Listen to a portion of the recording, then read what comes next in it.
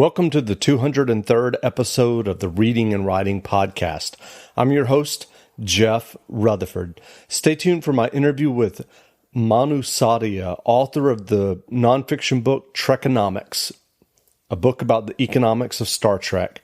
Stay tuned for the interview. This episode of the Reading and Writing Podcast is sponsored by Ben Zackheim, author of the fantasy novel The Camelot Kids, Book 1.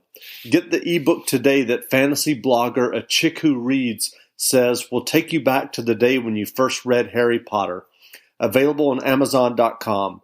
To read more about the Camelot Kids or Ben's other series, The Shirley Link Mysteries for Kids, head to benzackheim.com or follow him on Twitter at Zackheim.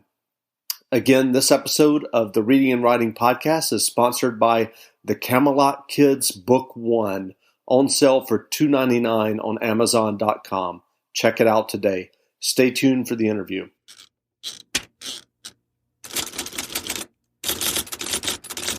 Welcome back to the Reading and Writing Podcast. My guest today is Manu Saadia, author of the book Trekonomics. His work on Trekonomics has been featured in the New York Times, the Washington Post, the Financial Times, the Wall Street Journal, and Business Insider. Manu, welcome to the podcast. Hi, Jeff.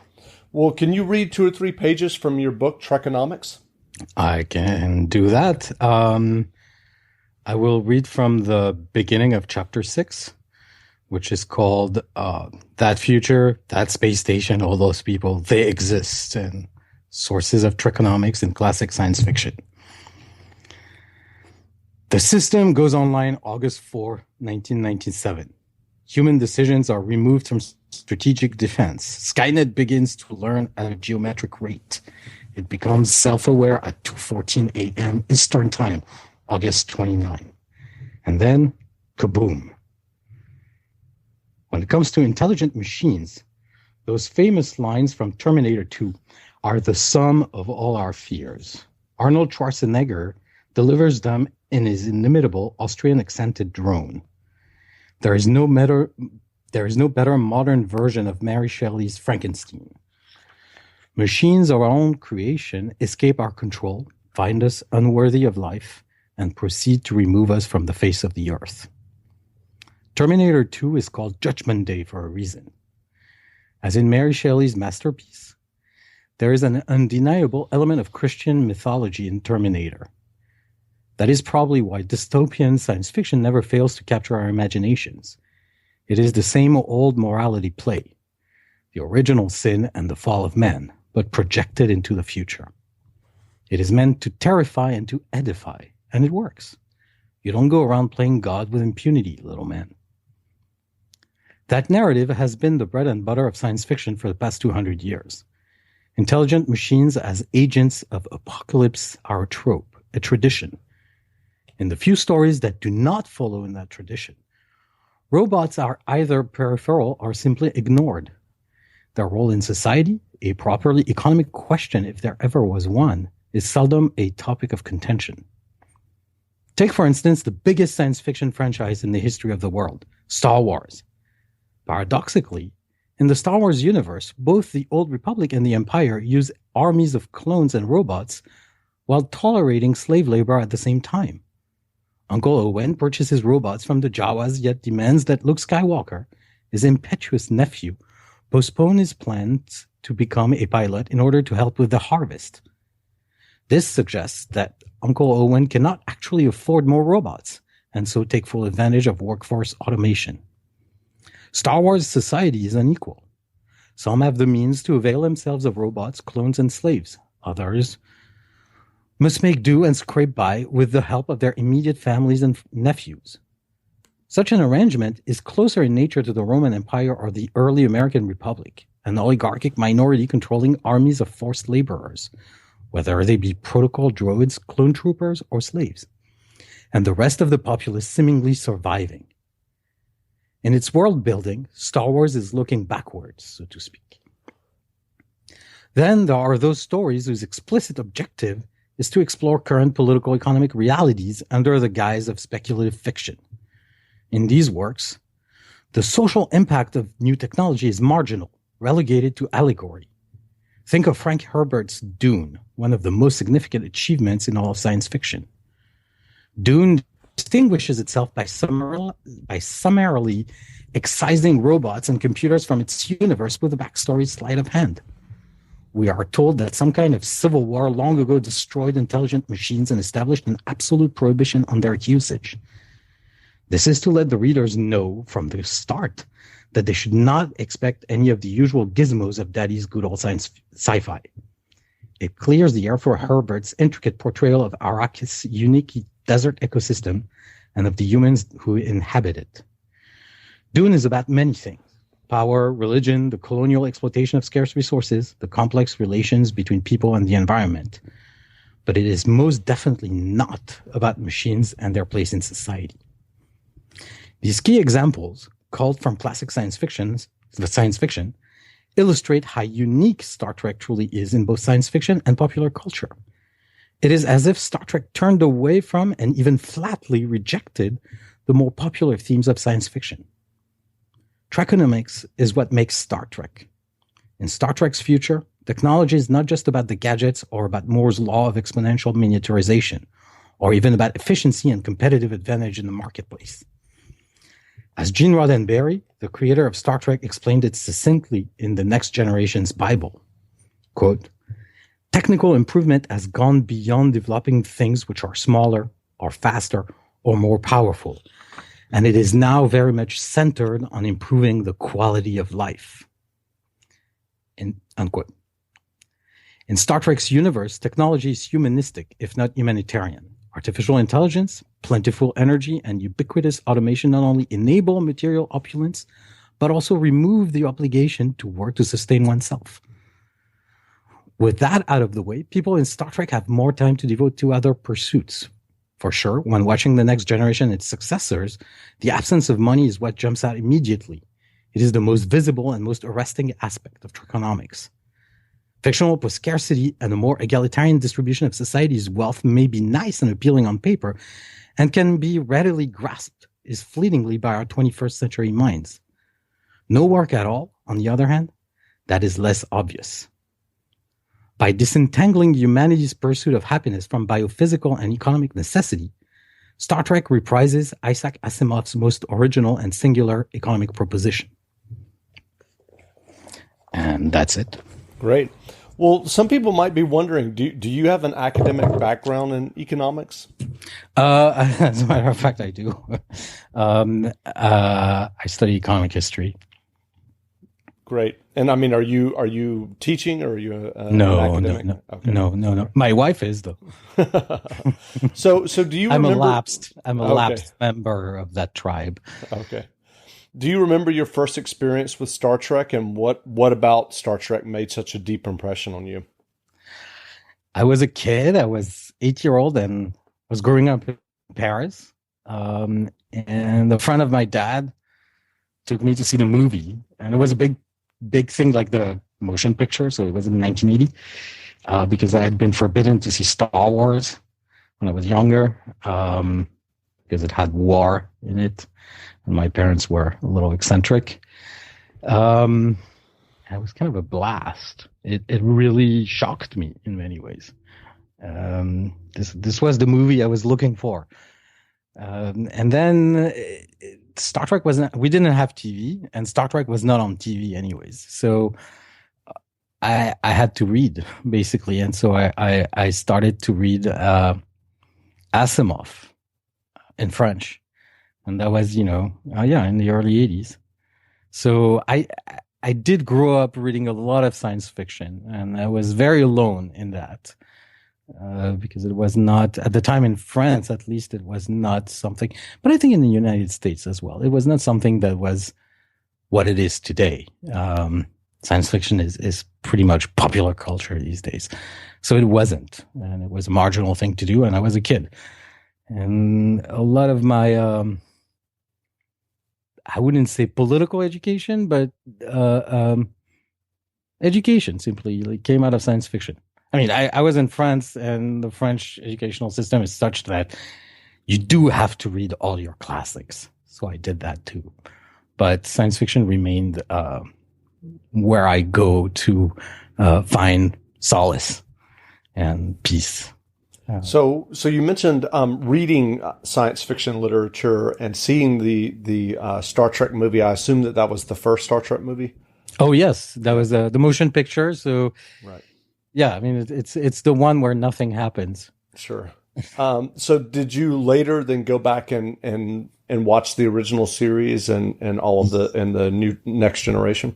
Yes, and I became even more entranced. But I was older as well, so I had accumulated more knowledge by then. The original series started to be shown on TV in France in the late 80s. I still didn't have TV, but I'd go to friend's place. So that is some. My viewing, my viewership or my viewing was very much informed by then by all the other stuff I'd read, and so it was something very interesting. I've always found the TV series more interesting than the movies.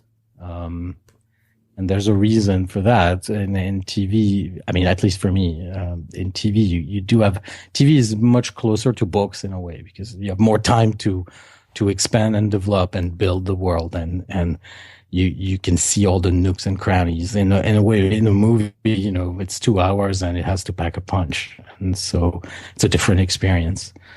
Sure. And I found the pace and the narrative, payoff of watching series much more interesting. So how did you decide to seriously write about the ideas in your book, Trekonomics?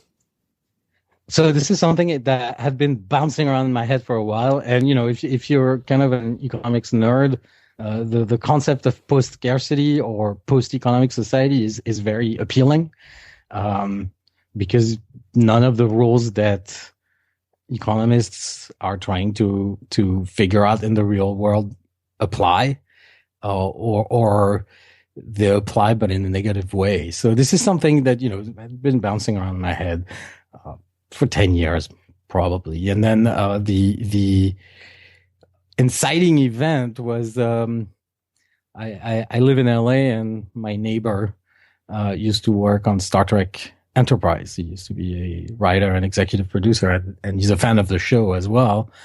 And we were discussing around the beer, so what's missing in the whole universe of Star Trek books and stuff like that. And I was like, I think economics has not been done. And he looked in his library and I was like, oh, no, it hasn't. You should do it. And I was like, really?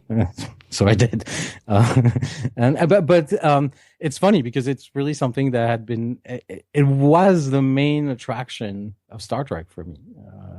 So this is something that the writing itself was not as difficult as I expected, because this was something I had been, writing and rewriting in my head for a very long time.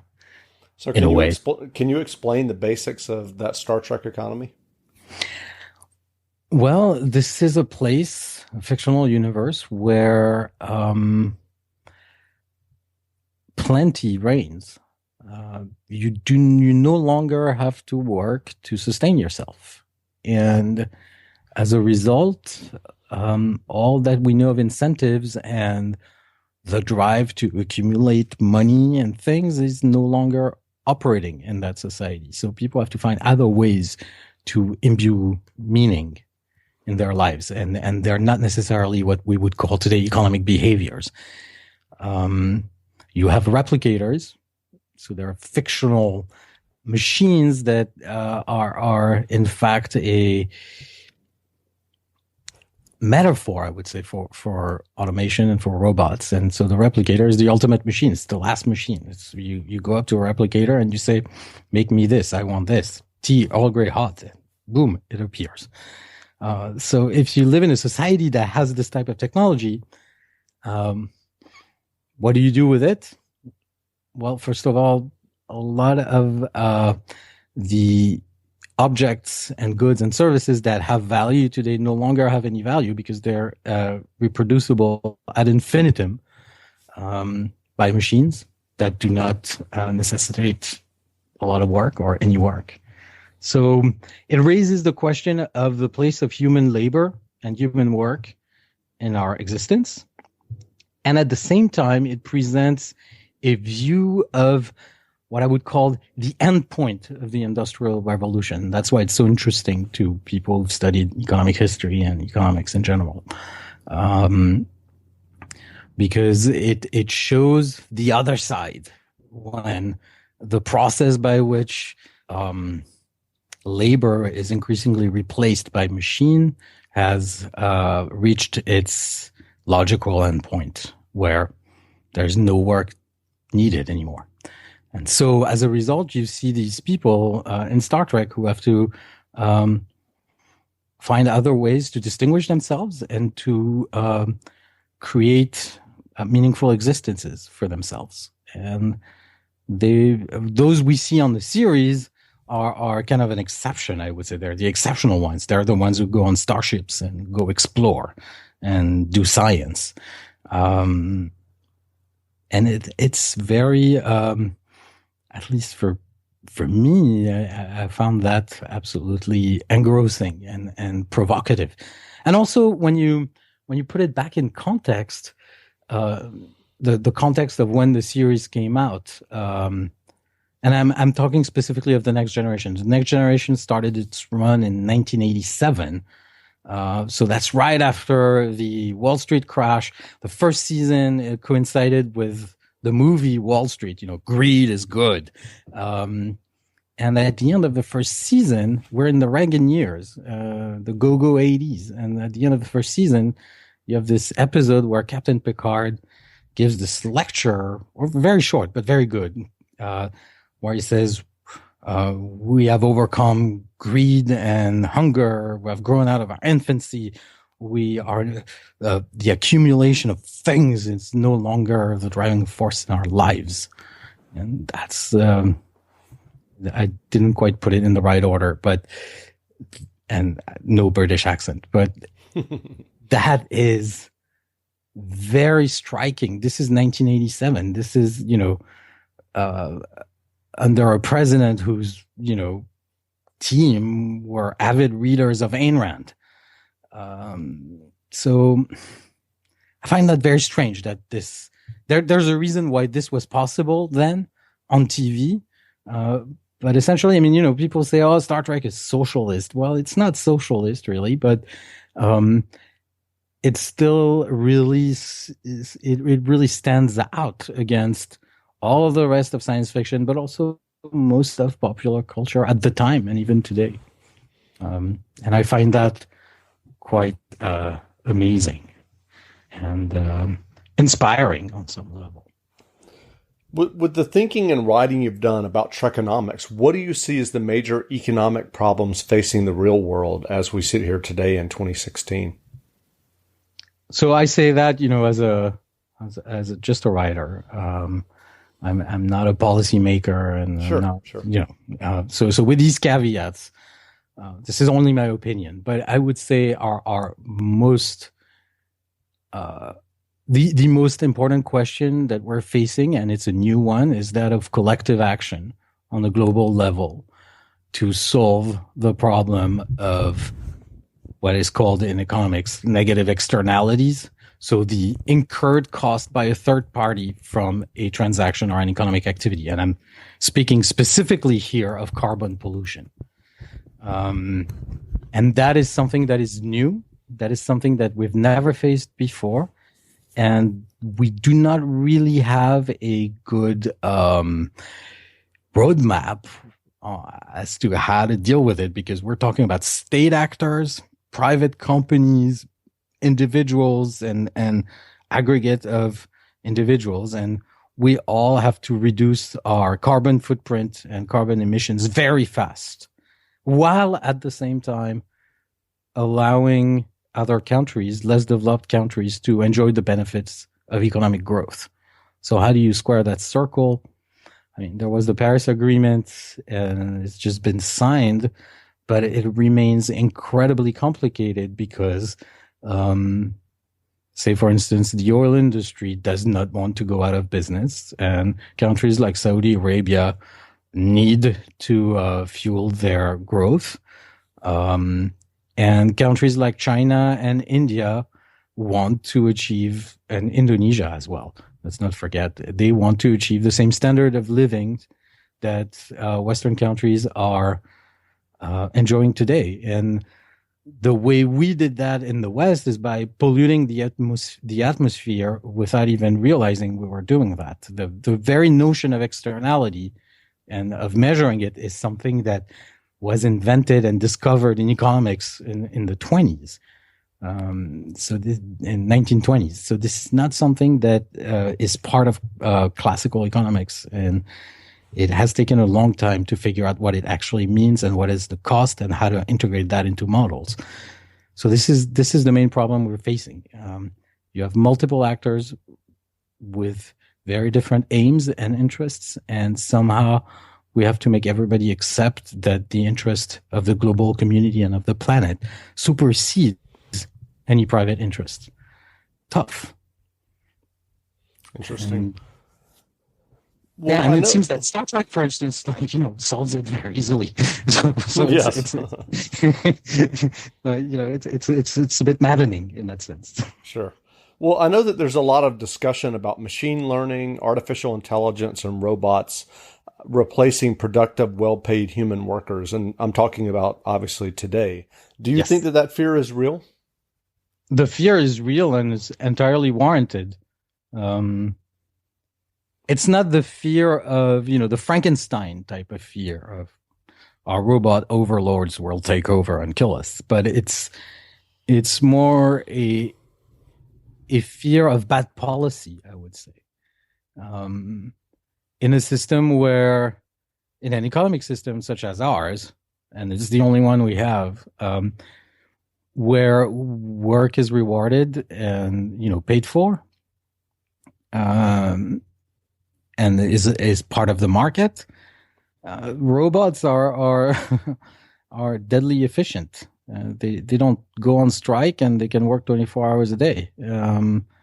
I was reading yesterday that the company in China that makes the iPhones, so used to be employed, hundreds of thousands of young people assembling, microscopic parts into the boards of the iPhone. Now robots are doing these. They have 60,000 robots or something. So what happens to these people who relied on the income to sort of rise up in China's new consumer economy? Who knows? Well, they probably went on to college, something like that. But the broader question about the increasing automation of work is not just a rich world problem, I would say, or even a Chinese problem. I'd say the biggest concern about that is Africa. And I explain.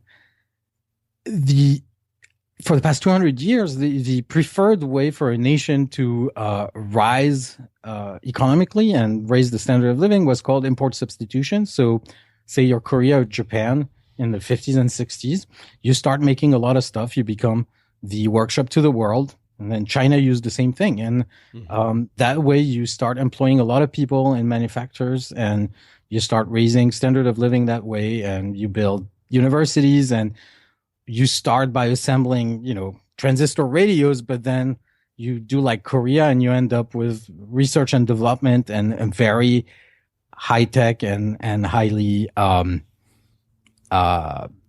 human capital intensive activities. That path was the well-known path to national wealth. If robots become a better solution, then industry and industrialization is at risk of turning into the same type of activity as agriculture, which in the developed world represents about 1% of the workforce and does not produce as itself, a lot of wealth when you look at the GDP numbers. So Africa's population is going to rise tremendously in the next 100 years. But it seems that the path to economic development for these nations will be closed. There won't be a way for workers from the countryside and the excess new population to find jobs in manufacturing. So what are they going to do? And to give you a sense of that, Tanzania has about 70 million inhabitants today. It is projected to have 300 million by the end of the century. A country like Malawi, you never hear about Malawi ever, will have 200 million people. And if robotics and automation takes over the task of manufacturing and become extremely efficient that way, chances are there won't be a point in locating factories in these countries. And as a result, what is the population going to do? What do you think they're going to do? Yeah, I mean, it's both a rich. No, I mean, it's something people are losing sleep over because you do not have an easy path to development without activities that are rewarding to everybody. Sure. And you need institutions to manage these transitions. And in the West and in China and India, with the rise of standard of living, institution developed more or less well and more or less democratic. But today, we do have functioning states in these, in India and China, but also in the developed world. Countries in Africa don't necessarily have as well developed institutions yet, and you need a tax base, said simply, to sustain and develop these institutions. So it's a real concern. Interesting. So what do you think their possible path could be? It's a very. I mean, I believe that the value of human capital is incredibly high. So developing universities and institutions of higher learning is the first step. But in order to do that, you do need money and you do need a functioning state. Sure. And so it's kind of the chicken and the egg there. Is it? I know, and I've read about how, institutions like the World Bank try to fund and help local colleges and local universities, but it's still very much on the back burner compared to other. I mean, we still have to eradicate malaria, so it's right. in the order of problems right now, and eradicate poverty. And so in the order of problem, this comes second, and rightly so. But in the long run, I mean, if there are no manufacturing jobs and agriculture is highly rationalized as well, and you have these gigantic mega cities, I mean, not everybody will be able to be a barista at Starbucks. There will have to be other jobs. And there will have to be other occupations. So it is a very complicated policy situation. In our countries, it's different because we do have the institutions and we do have the political processes in place to find a settlement between the diverse factions and interests in society. I mean, it will be hard, obviously, and there will be dislocations, but there is a way we do have the social wealth and we do have the institutions to manage a transition towards the automation of manufacturing. It will be painful. It is already painful today, and it affects people in their daily lives, but we can do it.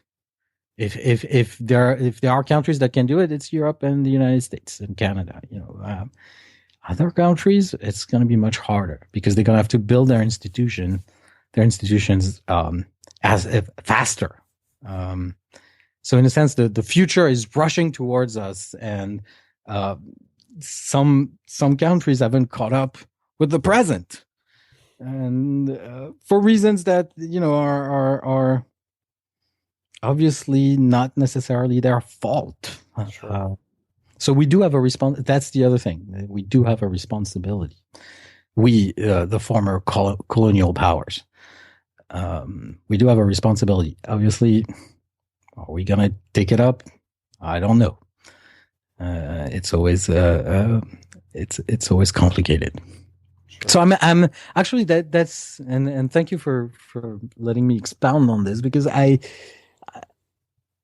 the truth is I wrote this book because I was very desperate and I I am very pessimistic when I'm and the pessimism comes after panic. Um, at first you're like, oh my God. But now I'm trying to be rational about it and to see all the angles and the new and the ins and outs. And it looks very, very challenging. We're going to have a very challenging century. There are very good things happening. And so you have to balance the good and the bad, and there are very hopeful signs out there. But it's going to be a very hard century. And I'm quite anxious about the future. And so my go-to place whenever growing up, whenever I felt depressed, what I would do was to open a science fiction book or watch Star Trek. And so I've done that a little, in a different way by writing the book. So I'm talking about something that's hopeful and inspiring and hopefully puts a smile on your face, because it does for me. But underneath, I am not so sanguine. So are you still reading science fiction literature? Yes, I am. But I've been the last science fiction book I read, but I don't know if it qualifies as science fiction, is Charlie J. Anders' All the Birds in the Sky. It's a beautiful book. Yes, but I mean, any authors that come to mind in the last several years that really that made an impact on your impression? Well, William Gibson's last book as well was The Peripheral, was tremendous read. So I stay. I'm not very original. I stay with my classics. I wish I had more time to keep up with sure. all the stuff that comes out. I really like Scalzi as well. I mean, he writes amazing stuff. Yeah, I mean, I realize I read a lot more of real world nonfiction things these days as I'm preparing for the next opus. So I was just about to ask you: are you writing another book or planning one? Yeah, I am in the research phase of the next one, and I've been toying around various things, but now I think I have a sense of duty to write some sort of the same book, but from the non-pop cultural and from the pessimistic point of view. It's not the same book, but it's going to be about this question of externalities and the biggest question of our time. So it's very ponderous, and there's no way to be light about it, and I'm a little afraid of that because I'm gonna, being Cassandra is not reputation enhancing. I mean, right. It's a real downer, but I feel that I have to get it out of my system. Sure. Well, given the ideas and the things that we've talked about and the things that you think about, have you ever considered writing some science fiction fiction based on these ideas and settings? Oh, I've been writing science fiction since I was a kid. I just never got the. I'm a very private person, and I'm very shy, and I'm very uncomfortable being in the public eye. So this is it's a real effort. I don't want to be known. I don't want to be, any of that. And so, no, I mean, seriously, I'm a guy who's writing. I like, that's what I like to do. You should give them to your wife and let her publish them on Kindle or somewhere. Yeah, that's true. I mean, although, just take it out of your hands so that you don't have to worry about the embarrassment. Yeah, she has the same problem as me, that's why she went into academia. It's a tough thing because stories are, but I've been writing this science fiction thing, and we'll see what comes out of it. Okay. It's It's more of the same. You in a way, I'm a one trick pony. I mean, there's only I don't know. Some people always write the same book, and I some people, and I probably fit in that category. And who knows? We'll see what happens. I writing science fiction is very challenging, and writing fiction, I find it much more challenging than writing nonfiction. Sure. Nonfiction to me comes rather naturally. The didactic aspect of it agrees with my personality because I'm trying to explain it to myself, right. Step by step, and to capture it in my mind. Characters and psychology, they by nature they sort of escape you, and you have to almost develop this sort of schizophrenia and dissociation to be able to have voices in your head and then on paper that are not yours and that are really different from you. And, right. And, not write cardboard characters. Like, I mean, God, I love Asimov, but, Asimov distinguished himself by having absolutely no interest in characters. I mean, it's exactly wonderful in a sense. And that's why, in a way, that's why it agrees with me so much. But, you have to get past that, and so well, I don't know. Maybe you could be the next Asimov. I don't know. It's too late. And, that guy wrote what? He published 500 books in his life. Yeah, he was true. Like his nickname was the human typewriter. Exactly. And also, where can people find you online to learn more about you and Trekonomics? So on Amazon first, and I do how do you say? I do procrastinate on Twitter a lot. So at Trekonomics. And then you can go direct to the source. So inkshares.com /book/Trekonomics. So that's the publisher. And they ship, they sell and ship if you want to go through that. Yeah, and occasionally I publish a piece or two in various outlets. According to what the editors want and say yes to. So lately I've been publishing pieces at Fusion and Tech Insider, Business Insider every once in a while. It seems that I'm going to be around for a little longer. Great. Well, again, we've been speaking with Manu Saadia, author of the book Trekonomics. The book is available now, as he just mentioned, so go grab a copy. And Manu, thanks for doing this interview. Thank you very much, Jeff.